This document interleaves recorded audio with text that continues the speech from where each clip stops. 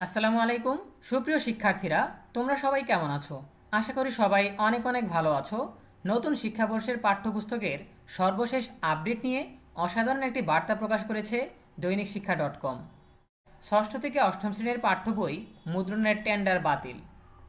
অভিজ্ঞতাভিত্তিক শিক্ষাক্রমে লিখিত বিভিন্ন শ্রেণীর পাঠ্য বই মুদ্রণের টেন্ডার ইতিমধ্যে হয়ে গেছে, কিন্তু স্বৈরাচার শেখ হাসিনার পতন ও দেশত্যাগের পর ডক্টর মোহাম্মদ ইউনূসের নেতৃত্বাধীন অন্তর্বর্তীকালীন সরকারের শিক্ষা ও পরিকল্পনা উপদেষ্টা নিযুক্ত হন অধ্যাপক ওয়াহিদুদ্দিন মাহমুদ।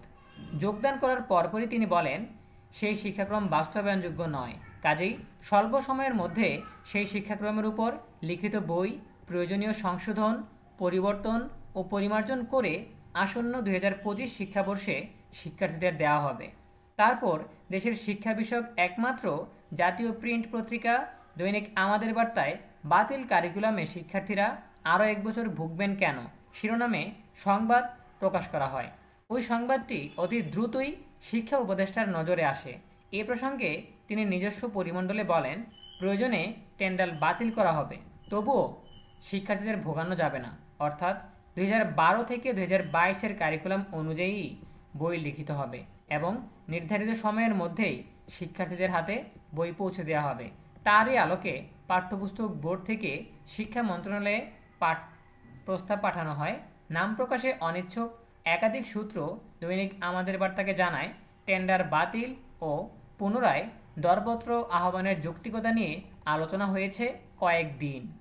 অতঃপর গতকাল সোমবার ষষ্ঠ, সপ্তম ও অষ্টম শ্রেণীর বই ছাপার টেন্ডার বাতিল করার সিদ্ধান্ত এনসিটিবিকে জানায় মন্ত্রণালয়। এদিকে বিভিন্ন গণমাধ্যমে নতুন কারিকুলাম ও বই নিয়ে প্রকাশিত প্রতিবেদনে ভিন্নতা থাকায় শিক্ষক, শিক্ষার্থী ও অভিভাবকদের কেউ কেউ এনসিটিবিতে যোগাযোগ করেছেন। গত রবিবার এনসিটিবির এক কর্মকর্তা বলেন, অনেক গণমাধ্যম এ জাতীয় অনেক সংবাদ ছাপা হচ্ছে যেগুলোর একটির সঙ্গে অন্যটির কোনো মিল নেই, অর্থাৎ কিছুটা গড়মিল দেখা যায়। ফলে শিক্ষার্থী, অভিভাবক সহ সবাই কিছুটা ঘোরের মধ্যে পড়ে যান। যেমন প্রথম, দ্বিতীয় ও তৃতীয় শ্রেণীর বই কিছুটা পরিমার্জন করে শিক্ষার্থীদের দেওয়া হবে, পুরোটা পরিবর্তন হবে না, করার সেই রকম হয়তো প্রয়োজনও নেই। তবে কেউ কেউ বলছেন, পুরনো কারিকুলাম অনুযায়ী এই ৩ শ্রেণীর বই অনেক বিদ্যালয়ে আছে, এনসিটিবির ওয়েবসাইটে আছে, কাজেই সেই বই দিলে ঝামেলা কম হবে। কিন্তু এনসিটিবি সূত্র বলছে, এই ৩ শ্রেণীর বই পরিবর্তন হচ্ছে না, খুব সামান্য কিছু, যেমন চলতি শিক্ষাবর্ষের বইয়ের প্রচ্ছদে অনেক কিছু আছে যেগুলো দরকার নেই, সেগুলো বাদ দিয়ে দেওয়া হবে, পৃষ্ঠা ও কিছু কন্টেন্টেও কিছু যোগ করা হবে। এদিকে পাঠ্য বইয়ের ছাপাখানার মালিকরা তাদের নিজ নিজ স্বার্থে কিছু কিছু প্রচার ও অপপ্রচার এবং দাবি দাওয়া উত্থাপন করে চলেছেন। এনসিটিবির কর্তাদের প্রভাবিত না করার নানা ফন্দি করছেন বলেও অভিযোগ পাওয়া গেছে।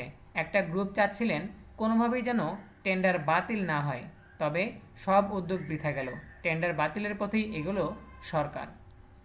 প্রিয় শিক্ষার্থীরা, এই ছিল আমাদের এখনকার আয়োজন।